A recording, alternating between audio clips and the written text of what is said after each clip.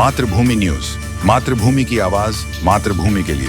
સુરતમાં 19 વર્ષીય યુવતી નેનુની આત્મહત્યાનો મામલો બહાર આવતા ચકચાર મચી ગઈ છે। આપઘાતના પાછળનું કારણ નીલ દેસાઈ નામના યુવક દ્વારા થતી પજવણી હોવાનું સામે આવ્યું છે। પોલીસ તપાસમાં ખુલાસો થયો છે કે યુવક નીલ અને તેના પિતા બંને સામે પોલીસ સ્ટેશનમાં ગુનો નોંધવામાં આવ્યો છે। આ મામલે સમગ્ર શહેરમાં આક્રોશનો મોજું જોવા મળ્યો।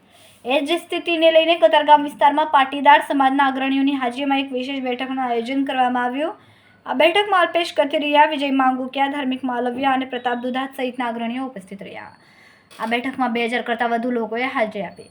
બેઠકનો મુખ્ય હેતુ એ હતો કે હવે બીજા કોઈ પણ સમાજની દીકરી આવા અસામાજિક તત્વોના ત્રાસથી જીવ ગુમાવવો ન પડે। આવી ઘટનાઓ સામે કડક કાયદેસર પગલાં લેવામાં આવે અને સમાજ જાગૃત બને તે માટે આ બેઠકનું આયોજન કરાયું હતું।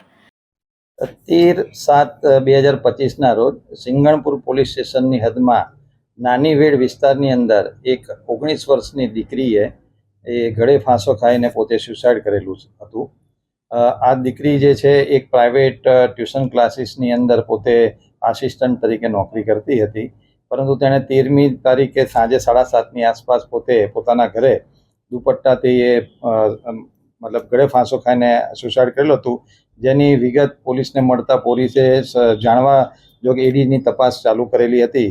પરંતુ બીજે દિવસે દીકરીના ફાધર પોલીસ સ્ટેશન પાસે આવીને એમણે જે પોતાની વિગત આપી હતી, જેની અંદર એ દીકરીને કોઈ એક છોકરો એના ટ્યુશન ક્લાસ ઉપર આવીને એને પરેશાન કરતો હતો અને તેની પાસે 30,000 રૂપિયાની માગણી કરતો હતો। એ રીતની વિગત આપતા એના પિતાની ફરિયાદ પોલીસે તાત્કાલિક નોંધીને તરત જ ગુનો દાખલ કરેલો હતો અને ગુનો દાખલ કર્યાના 5 કલાકની અંદર જ એના જે આક્ષેપ હતા એ છોકરાના પિતાને પોલીસે ધરપકડ કરેલી હતી અને જે છોકરા વિરુદ્ધમાં કમ્પ્લેન છે એના માટે અલગ અલગ ટીમો બનાવીને એને સામે કાયદેસરની કાર્યવાહી કરવા માટેની તજવીજ ચાલુ છે।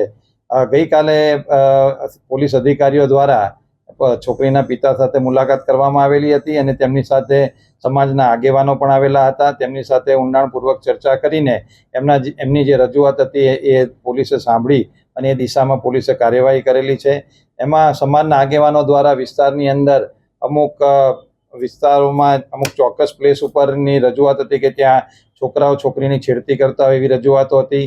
તેમજ અમુક ગાડીઓ બ્લેક કલરની ફિલ્મ લગાડીને એની અંદર છોકરીઓને પરેશાન કરતા એવી વિવિધ રજૂઆતો કરેલી હતી, પરંતુ પોલીસ દ્વારા આ બધા વિષયો ઉપર અવારનવાર ડ્રાઈવ રાખીને કાર્યવાહી કરવામાં આવતી હોય છે। છતાં આ બાબતને ધ્યાનમાં રહીને સ્પેશિયલ ડ્રાઈવ ગઈકાલે પણ રાખવામાં આવેલી છે અને આવતા સમયમાં પણ આવા જે ચોક્કસ વિસ્તારો છે ત્યાં પોલીસ પોતે કડક હાથે કાર્યવાહી હાથ ધરશે। આગેવાનો અને તેના પિતા સાથે વાતચીતથી તેઓ પોલીસની કાર્યવાહીથી સંપૂર્ણપણે તે લોકોને સંતોષ છે અને હાલમાં જે એના પિતાની ધરપકડ કરી છે અને આગળમાં એની પૂછપરછ કરવામાં આવશે અને આક્ષેપો જે કરેલા છે તે અનુસંધાને કાયદેસરની કાર્યવાહી હાથ ધરવામાં આવશે।